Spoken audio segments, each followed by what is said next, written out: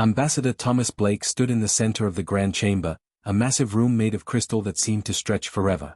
Around him, 4 to 7 different alien species sat in rising circles, watching him with eyes that were nothing like human eyes. Some were made of living rock.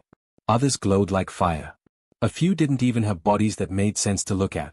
Thomas wore his best suit, dark blue with the Earth symbol on his chest. Beside him stood Admiral Rebecca Foster in her military uniform, standing straight and tall. They both knew what was coming.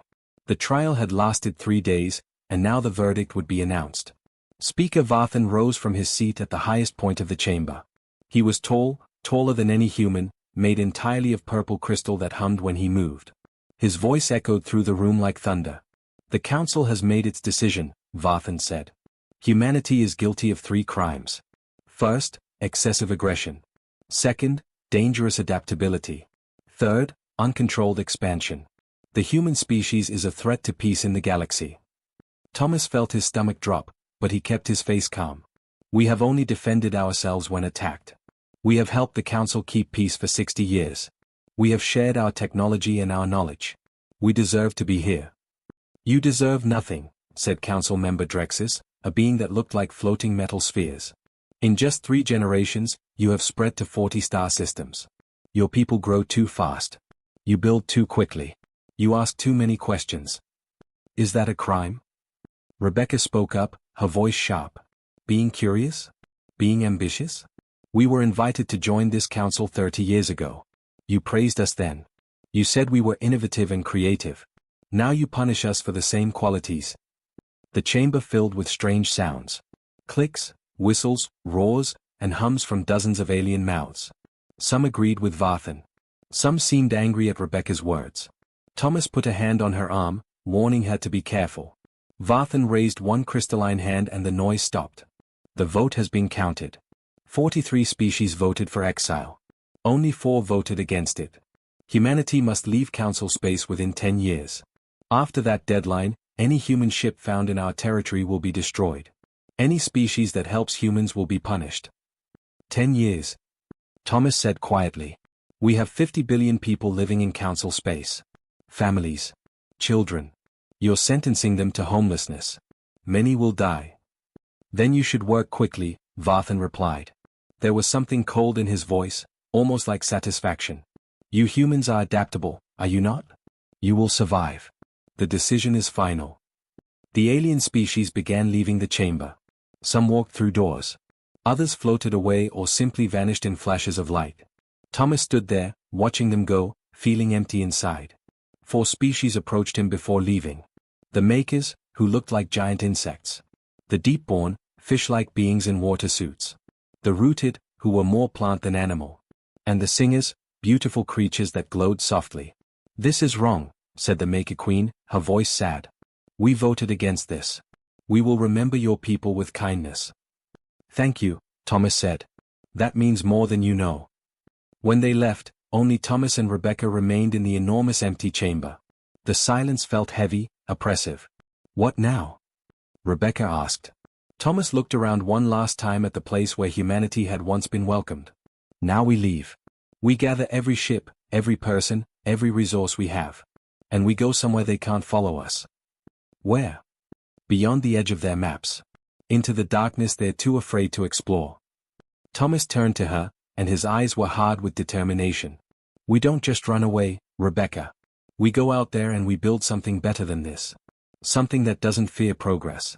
Something that doesn't punish success. Rebecca nodded slowly. It's going to be dangerous.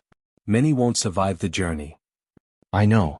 But staying here means living under their rules, their fear, their limitations. I'd rather die free in the darkness than live as a prisoner in their light. They walked out of the grand chamber together. Outside, news of the exile was already spreading. Humans across council space were receiving the message. 10 years to pack up entire lives. 10 years to say goodbye to worlds they had built with their own hands. The exodus was beginning. 50 billion people would have to leave everything behind and venture into unknown space. It would be the greatest challenge humanity had ever faced. But Thomas Blake believed in his species. Humans had survived ice ages and plagues. They had climbed out of caves and reached for the stars. They would survive this too. And when they returned, if they returned, they would be stronger than anyone could imagine. The journey into the void took 3 months. Thousands of ships traveled together, forming a convoy that stretched across space like a river of lights. Children pressed their faces against windows, watching their old homes disappear behind them.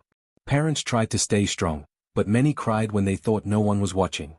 Captain Michael Porter stood on the bridge of the Defiant, studying the navigation charts. The space ahead was marked in red with warnings. Dangerous radiation, navigation hazards, unexplored territory. No Council species had ever successfully settled this region. That's exactly why they were going there. Contact ahead, announced Lieutenant Emma Wright from her station.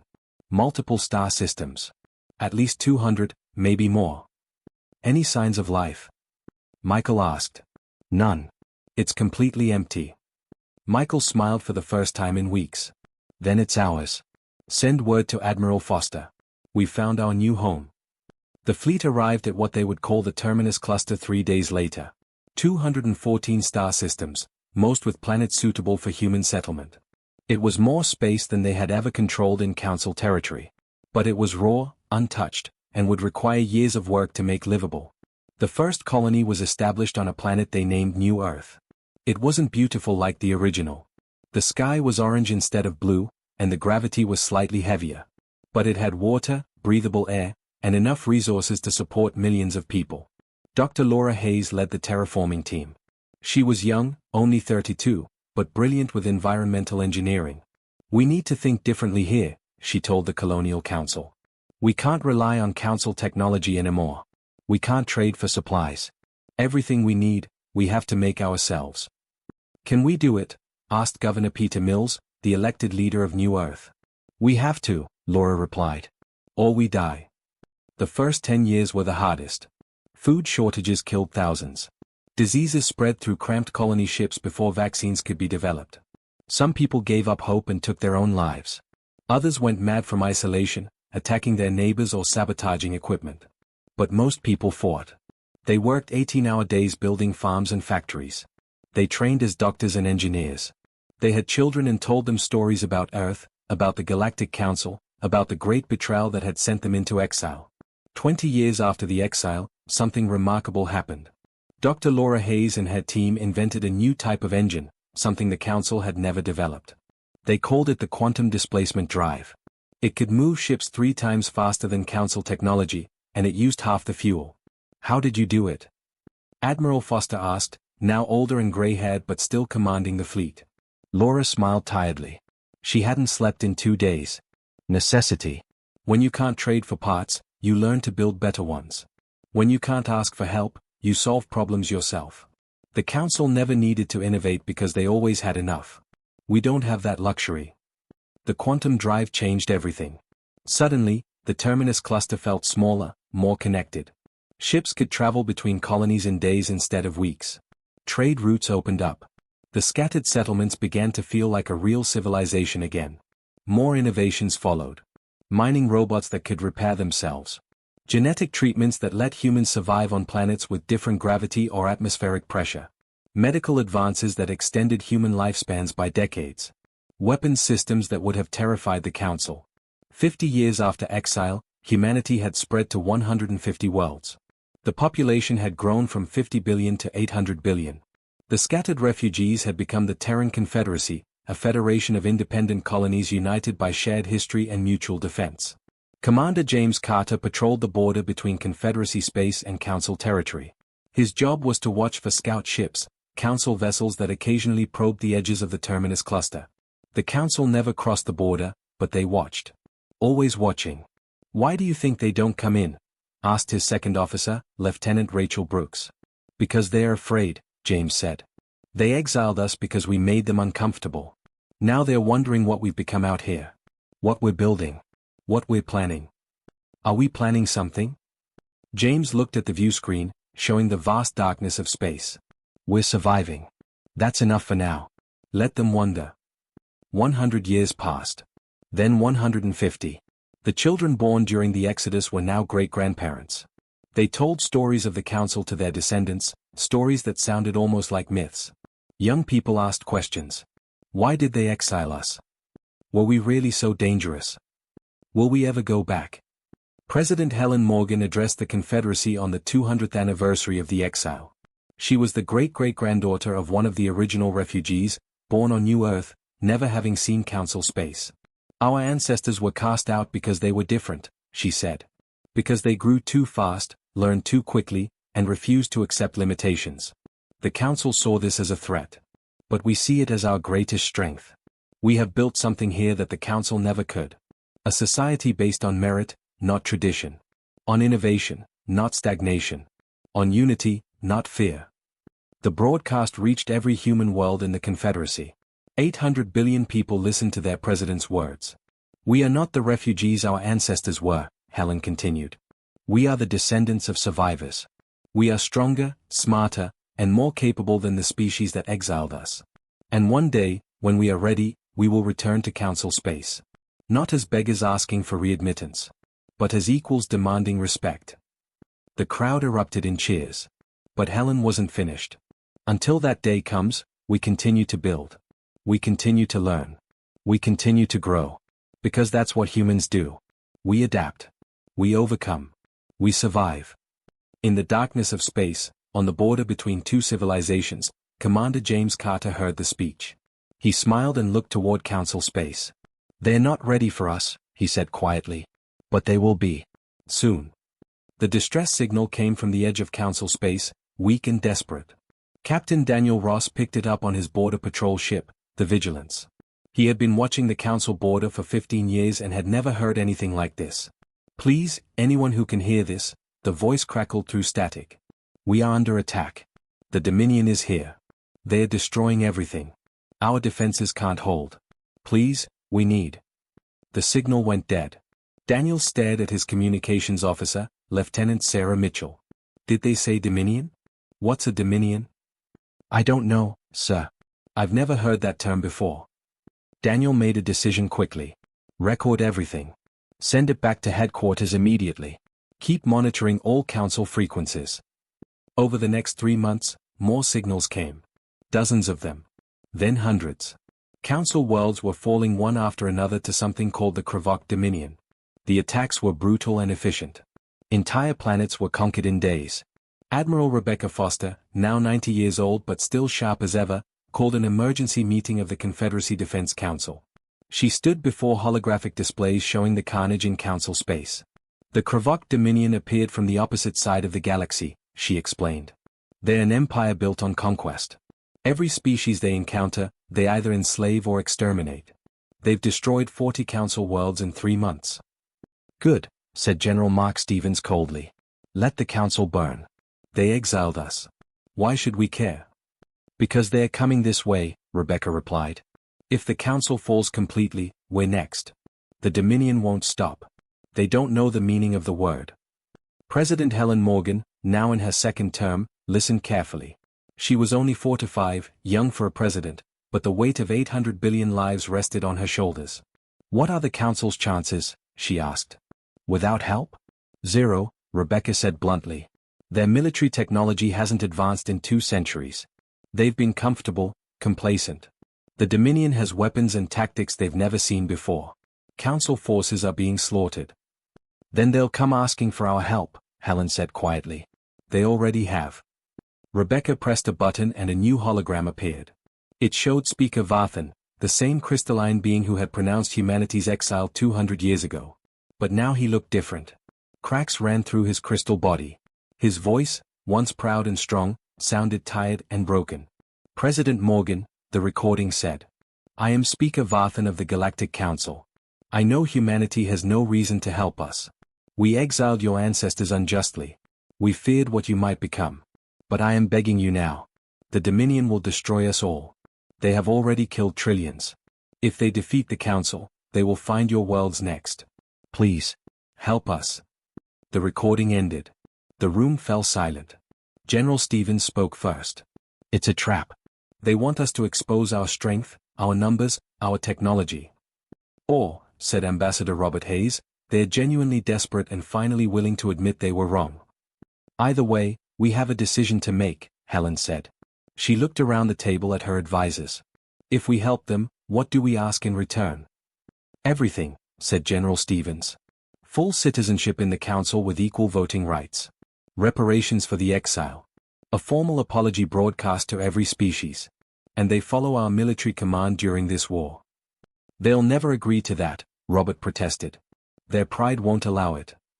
Then their pride will kill them, Stevens replied. Helen thought for a long moment. Outside the window, she could see New Earth's orange sky. This world, built from nothing by exiled refugees, was now the capital of a civilization spanning 150 planets. Her ancestors had suffered and died to build this. Was she willing to risk it all for the species that had cast them out? Send them our terms, she decided.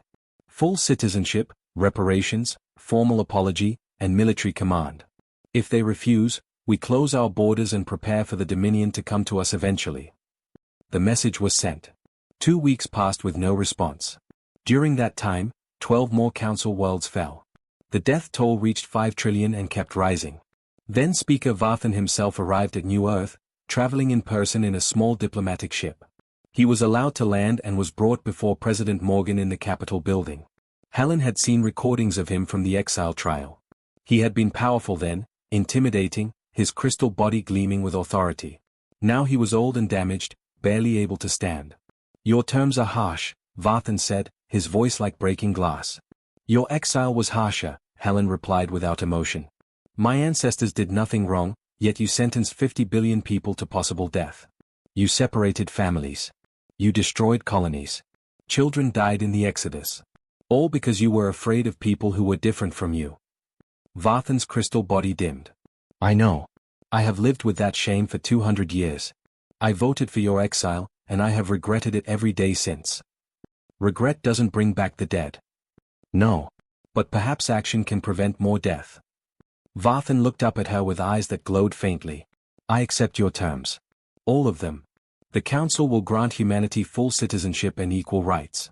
We will pay reparations. We will broadcast a formal apology. And we will follow human military command. I only ask one thing in return. What? Save us. Please. The Dominion is 3 weeks from reaching the Council homeworlds. Billions more will die. I am begging you, not as a speaker, but as someone who made a terrible mistake and wants to make it right before he dies. Helen studied the old alien carefully. She thought about her great-great-grandmother who had died during the Exodus, never reaching the Terminus cluster. She thought about the children who grew up knowing only exile, only struggle, only hardship. Then she thought about who those children had become. Strong. Innovative. Compassionate despite everything they had suffered. General Stevens, she said. Mobilize the fleet. All of it. We're going to war. Stevens smiled grimly. Yes? The Council is about to see what humanity has become. Vathan's crystal body seemed to brighten slightly. Thank you. You have no idea what this means. I do, Helen said quietly. It means we're better than you were. And that's going to have to be enough. Within days, the Terran Confederacy Armada began moving toward Council space. 2,000 warships, each equipped with technology the Council had never imagined. They had spent 2 centuries preparing for threats, building weapons, training soldiers. Now they would show the galaxy what exiled humans had become. And the Kravok Dominion was about to learn a hard lesson. Humanity had adapted. And when humanity adapted, it became unstoppable. The Terran Armada entered Council space after 200 years of absence. 2,000 warships moved in perfect formation, their hulls painted with the blue and white colors of the Confederacy. On the bridge of the flagship Indomitable, Admiral James Carter stood watching the viewscreen. He was 52 years old, the son and grandson of Border Patrol officers. He had trained his entire life for war, though he never thought it would be this war. Fighting for the species that had exiled his ancestors felt strange, but President Morgan's orders were clear. This wasn't about the Council anymore. This was about survival. Sir, we're receiving multiple distress signals, reported Lieutenant Henry Cooper. 3 Council worlds under attack right now.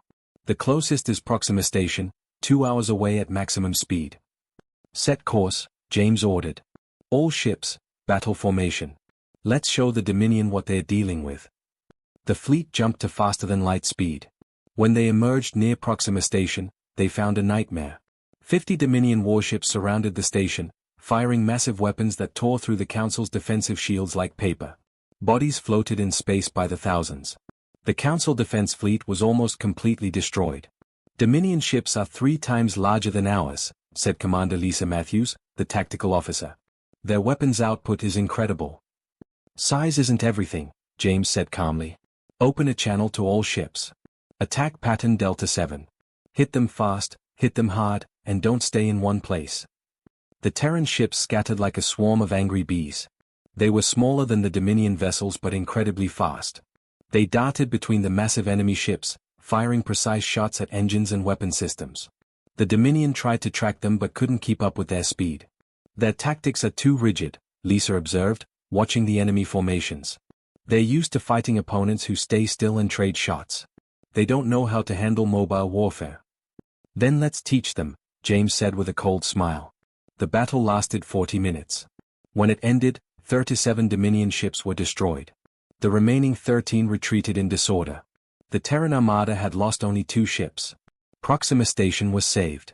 News of the victory spread through Council space like wildfire. The species that had been exiled 2 centuries ago had returned, and they were winning battles that the Council couldn't. Hope began to replace despair. Over the next 6 months, the Terran Armada liberated world after world. They fought differently than the Council ever had. They used deception, ambushes, and psychological warfare. They studied each battle and adapted their tactics constantly. The Dominion, used to crushing enemies through sheer power, didn't know how to respond. Captain Emily Turner commanded a small strike force that specialized in impossible missions. They would sneak behind enemy lines, sabotage Dominion supply ships, and rescue prisoners. Her team became legendary among both Council species and the Dominion forces. "Why do you help us?" asked a rescued Council soldier, a member of the Maker species. "We exiled you. We treated you terribly." Emily looked at the insect-like alien with kind eyes. "Because you need help. And because we're better than you were. We don't punish entire species for the mistakes of their leaders." The word spread. Council citizens who had feared humanity began to see them differently. These weren't the aggressive, dangerous humans their grandparents had warned about. These were heroes, risking their lives to save people who had once cast them out. But the Dominion wasn't finished. Their supreme leader, a massive creature named Kravok, became obsessed with defeating humanity. He had conquered 40 species without ever facing real resistance. The humans' victories enraged him. "They are small and weak," Kravok roared at his generals. "How are they defeating us?" "They are clever, Supreme Leader," said General Vex carefully. "They don't fight with honor. They use tricks and deception. Then we will use overwhelming force. Gather every ship we have. We will crush their capital world and show the galaxy what happens to those who defy the Dominion." Kravok assembled a fleet of 500 warships, the largest force the Dominion had ever gathered. They headed straight for New Earth, the Terran Confederacy's capital. Intelligence reports reached Admiral Carter within hours. 500 ships, he said quietly. "They're bringing everything they have." "Can we stop them?" asked Lisa Matthews. James studied the battle projections. The numbers looked impossible.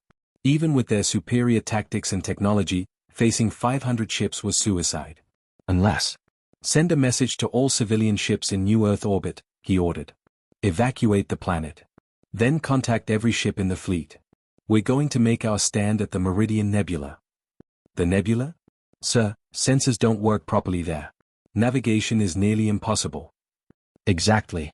The Dominion relies on their sensors and targeting computers. In the nebula, they'll be blind. But we've trained for this. We've practiced fighting without sensors for decades, just in case." The trap was set. The Terran fleet, numbering 400 ships, hid inside the Meridian Nebula, waiting. When Kravok's armada arrived, they charged in confidently, certain of victory. They found only darkness and confusion. Their sensors showed ghosts and false targets. Their massive ships, built for open battle, couldn't maneuver in the dense nebula clouds. And then the Terran ships attacked from every direction at once. The battle was chaos. Dominion ships fired blindly, sometimes hitting each other. Terran vessels appeared out of nowhere, struck hard, and vanished back into the nebula. Kravok, commanding from his flagship, realized too late that he had walked into a trap. "Retreat," he ordered. "All ships, retreat." But it was too late. The Terran fleet had blocked the exits. Dominion ships tried to flee and ran straight into waiting human warships. The slaughter was terrible. By the end of the day, 400 Dominion vessels were destroyed or captured. Only a handful escaped. Kravok's flagship was disabled but not destroyed. Admiral Carter boarded it personally with a strike team. They found the Supreme Leader still alive, surrounded by dead crew members. "Kill me," Kravok demanded. "I will not be taken prisoner." "You don't get to choose," James said coldly. "You'll stand trial for the trillions you've murdered. You'll face justice, not glory." Kravok was taken alive. Without their leader and most of their fleet, the Dominion collapsed within weeks. Species that had been enslaved rose up in rebellion. The empire that had seemed unstoppable was gone. The Council broadcast the news across every world. The war was over. Humanity had won. Not through cruelty or conquest, but through courage and superior tactics. And now the galaxy would have to accept a new truth. The species they had exiled had become the most powerful force in known space. 6 months after the war ended, the Grand Chamber stood empty and silent. The same room where humanity had been exiled now waited for a new purpose. Dust covered the seats where 47 species had once sat in judgment. The crystal walls, once gleaming with power, looked dull and forgotten. President Helen Morgan walked through the chamber alone, her footsteps echoing in the emptiness. She was 47 now, gray streaks visible in her dark hair. The war had aged her, but victory had proven everything her ancestors had believed. Humanity was not the threat the Council had feared. They were the solution the galaxy had needed. "It's smaller than I imagined," said a voice behind her. Helen turned to see Speaker Vathan entering slowly. The old crystalline being looked even more damaged than before, cracks spreading across his body like spider webs. He was dying, she knew. His species only lived 300 years, and he was well past that. "Small rooms can make big mistakes," Helen replied. "Yes. And this room made the biggest mistake in galactic history." Vathan moved to the center where Thomas Blake had stood 200 years ago. "Your ancestor stood here and heard his people condemned. I was young then, barely 200 years old. I thought we were protecting the galaxy from a dangerous species." "You were protecting yourselves from change," Helen said, but her voice wasn't angry. Just tired. "We were cowards," Vathan admitted. "We had grown comfortable in our power. Humanity reminded us that nothing stays the same forever. That terrified us more than any weapon." Over the next year, 31 of the original 47 Council species formally requested to join the Terran Confederacy. They didn't want to rebuild the old Council. They wanted to be part of something new, something that had proven itself through action rather than tradition. The remaining 16 species chose independence, forming smaller alliances. Humanity respected their decision. President Morgan made it clear that the Confederacy would never force anyone to join. The old Council's mistake would not be repeated. Ambassador Robert Hayes led the team that drafted the new government structure. They called it the Federated Commonwealth. Every species, regardless of size or power, would have equal representation. Decisions would be made through true democracy, not the politics and favoritism that had corrupted the old Council. "We're writing the rules that will govern 1,000 worlds," Robert said to his team one late night. "We need to get this right." "The Council had rules too," pointed out his assistant, a young woman named Grace Palmer. "They still exiled humanity." "Then we make better rules.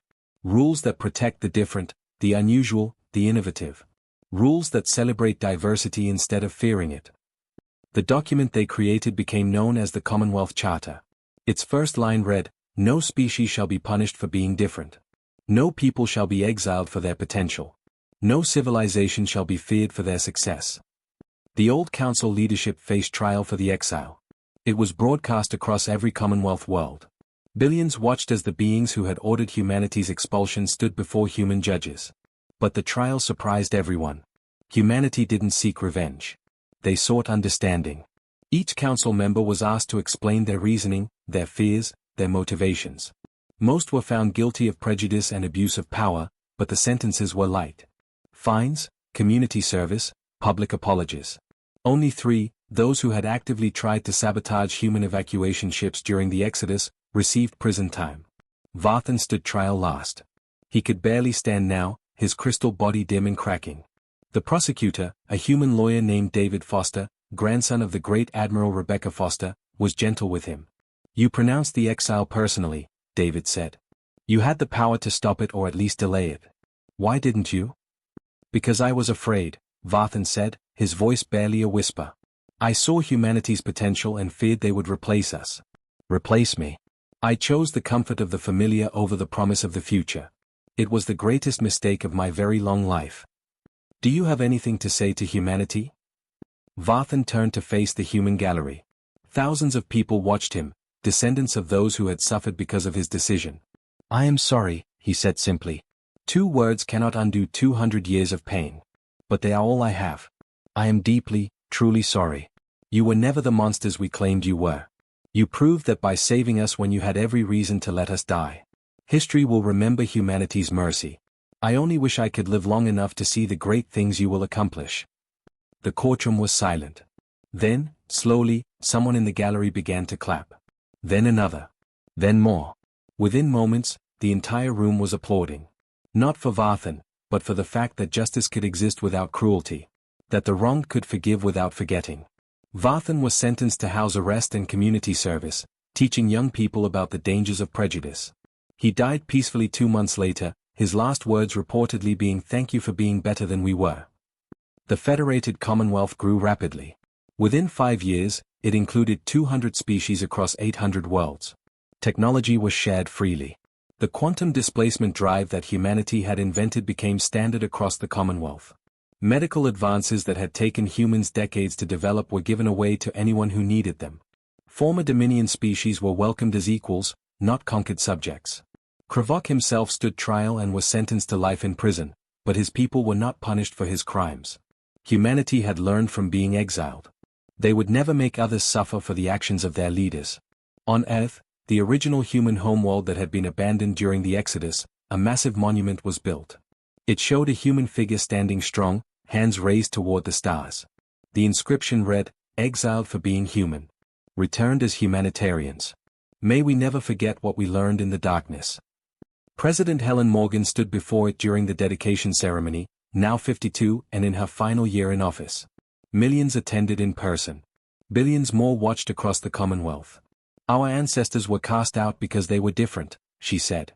They were punished for being ambitious, curious, and unwilling to accept limitations. The Council feared what humanity might become. And they were right to fear, but for the wrong reasons. She paused, looking out at the crowd of humans and aliens standing together. They feared we would conquer. Instead, we liberated. They feared we would destroy. Instead, we built. They feared we would seek revenge. Instead, we offered mercy. The exile was meant to break us. Instead, it made us stronger, kinder, and wiser. We learned that true strength isn't about military power. It's about choosing to be better than those who wronged you. The crowd erupted in cheers. Species that had once voted for humanity's exile now applauded human wisdom. The galaxy had changed, and humanity had been the catalyst. 10 years later, a multi-species crew prepared to launch toward unexplored galaxies beyond known space. The ship, named Unity, carried scientists, explorers, and dreamers from 40 different species. Captain Emily Turner, the hero from the war, commanded them. "Ready to see what's out there?" she asked her diverse crew. "Ready," they answered in 40 different languages. The Unity launched, disappearing into the unknown. And humanity, once exiled and alone, now explored the universe with friends beside them. The great betrayal had become the great transformation. And the galaxy was better for it.